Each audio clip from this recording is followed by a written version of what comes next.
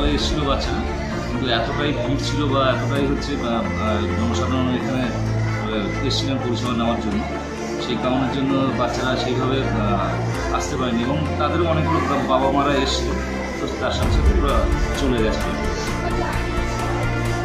Actually অনেকটা gathering তো হয়েছে, সেই কারণের জন্য স্থান সংকুলনের একটা ব্যাপার থাকে, সেই কারণের জন্য করা যায়নি। কিন্তু আমরা সবাই এসেছি, সবাই এর জন্য গেছি। অবশ্যই এটা কাজটা করলে খুবই ভালো হতো, যেহেতু সিচুয়েশানটা এতটাই এবং খুব ক্লোজ জায়গাটা, যার কারণের জন্য কোনো যায়নি। পাশে একটা ফাঁকা মাঠ ছিল, সেখানে তো করতে পারতো। মাঠ ছিল, কিন্তু সেটা তো খুবই ব্যবহারযোগ্য নয়, সেই কারণের জন্য হয়নি। দেখুন, ছাত্রছাত্রীরা আমরা এসেছিল কিছু জানতো যে আজকে আমাদের পাড়ায় সমাধান।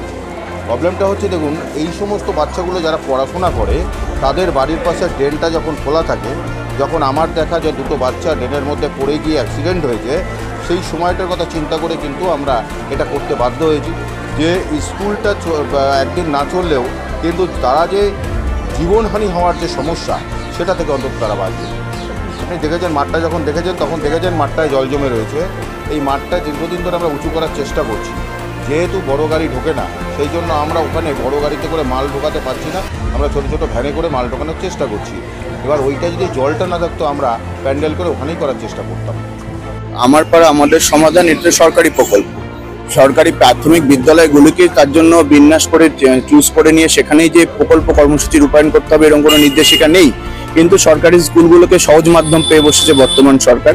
এমনিতেই শিক্ষা ব্যবস্থা এখন মন্ত্রীদের খাটের তলায় গিয়ে পরিণত হয়েছে। তার পরবর্তীতে দাঁড়িয়ে শিক্ষা ব্যবস্থা একটা কর্মদিবসকে বন্ধ করে, ছাত্রছাত্রীদের মিড ডে মিলকে বন্ধ করে, তাদের মুখের অন্নকে কেড়ে নিয়ে তাদেরকে বিপথে পরিচালিত করার একটা প্রচেষ্টা। আমার পাড়া আমার সমাধানে কতটা সমাধান হচ্ছে জানি না, কিন্তু সমাধানের জায়গা থেকে যদি খুঁজতে হয়, শিক্ষা ব্যবস্থার হাল খোঁজা সবার আগে এই সরকারের প্রয়োজন আছে। ছাত্রছাত্রীদের ভবিষ্যতের কথা বর্তমান সরকার কতটা ভাবে আমাদের সন্দিহান আছে। শুধুমাত্র বছরের শুরুতে বই বা পিঠে ব্যাগ পেলেই তার সাথে শিক্ষা ব্যবস্থা মান উন্নয়ন ঘটে না। ইতিমধ্যে আপনারা দেখেছেন 26,000 শিক্ষকের চাকরিচ্যুত।